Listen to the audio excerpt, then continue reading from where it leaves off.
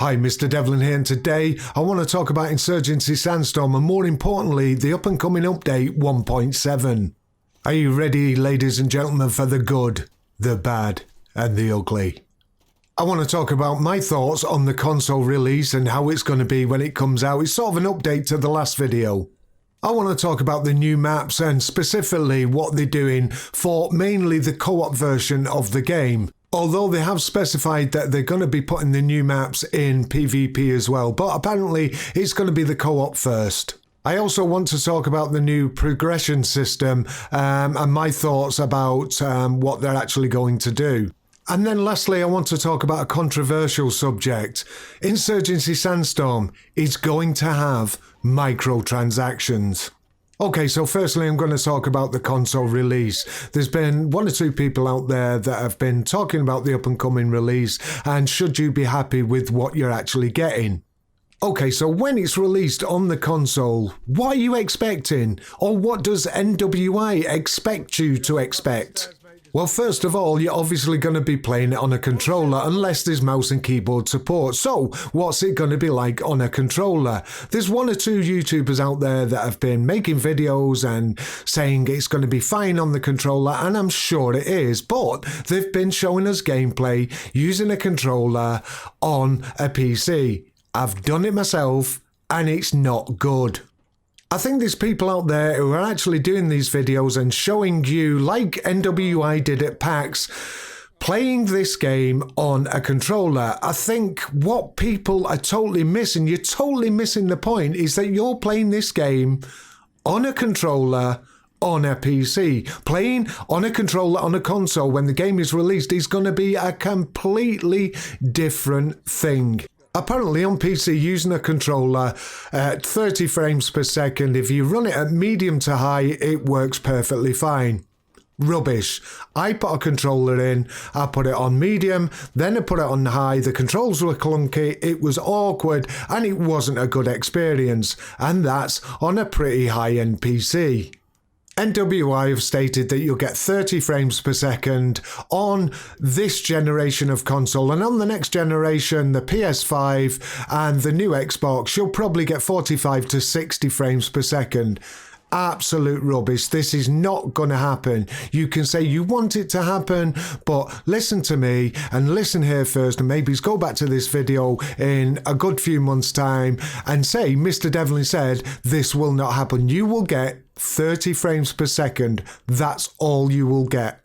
Look, I hope I'm wrong. I hope you will get 60 frames per second. I just don't think it's going to happen. If you look at the history of the game, when it was released on PC, it was an absolute mess. We stuck by it because we love the game, but on console, it's going to be a lot harder to change. And I don't think you're never ever going to get 60 frames per second, regardless of the generation of console. Let's talk about the new maps. I'm quite excited about this because in the new update, it's called the Nightfall update. And it is what it says on the tin. It's finally here. It's ready. It's going to be in the next update. Night maps. I'm over the moon about this. I've been wanting this for over 12 months. Personally, I thought this should have been in the game right at the beginning. This mode and night maps are going to make it so immersive. It's unbelievable. Remember the night maps in the original Insurgency? Well, hopefully this can add on to that and make it a lot better. Make the immersion a lot better and give this game the revival it does deserve. Yes, I do complain about this game and I say things as it is because that's just the way I am. I'm not going to start telling lies just because I think I'll be put in the bad books by any publisher, developer, etc. I really do want this game to do well. But there is one or two bad practices that are coming for NWI and their staff, and I'm going to tell the truth. I'm not going to hold back because I don't need to. So now I want to talk about the progression system. I think this is a fantastic idea. This will ease new players into the game. You start off with a class, it's a rifleman, and you progress up to commander role. But don't worry that you want to play another class and you're going to have to wait ages and ages and ages. You should get this up to Commander by about 10 to 12 hours. So there's not going to be a long wait. It's just going to ease you in. It's going to let you see what the game's all about. You start off as a rifleman and then you go to a breacher and then you work yourself up to Commander. The progression system, in my eyes, is a fantastic idea. Okay, so the controversial one. Microtransactions in Insurgency Sandstorm. I actually don't have a problem with microtransactions if it's cosmetic only.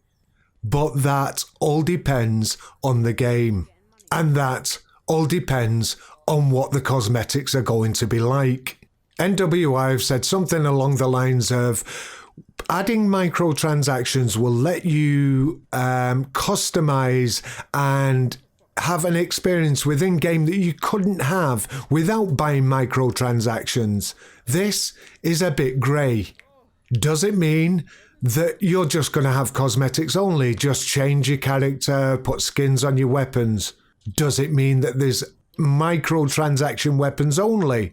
Does it mean that you could progress in the game quicker than if you didn't buy microtransactions? And the big thing for me is that it doesn't actually say, maybe I'm wrong, maybe I've missed this, but it doesn't actually say that you could grind for all the things that you could buy with microtransactions. If it's just cosmetics only, you get special skins that you've bought with microtransactions, I don't have a problem. If I don't want them, I don't buy them. However, I'm going to add to this. Insurgency Sandstorm is a hardcore tactical shooter, and the one thing I don't want is it to become something else. And this could happen depending on what sort of cosmetics the NWI are letting you have if you buy microtransactions. If the skins and customizations are authentic, then I don't think anyone could have a problem with this.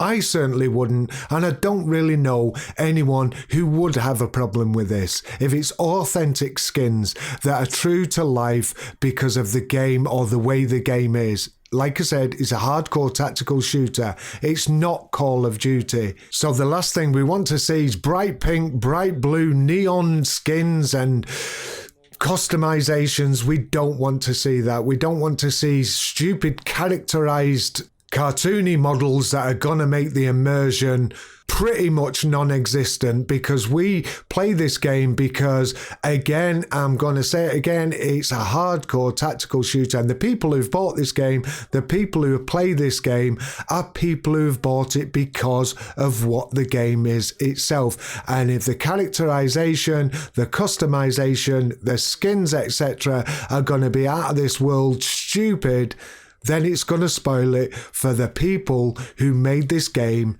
just what it is today. This game is struggling at the moment. Don't make changes that could totally break it, that could make people like myself walk away. Yes, I do criticize the game because I am passionate about this game, because I love playing it. I think it's the best game that I've played in the last couple of years.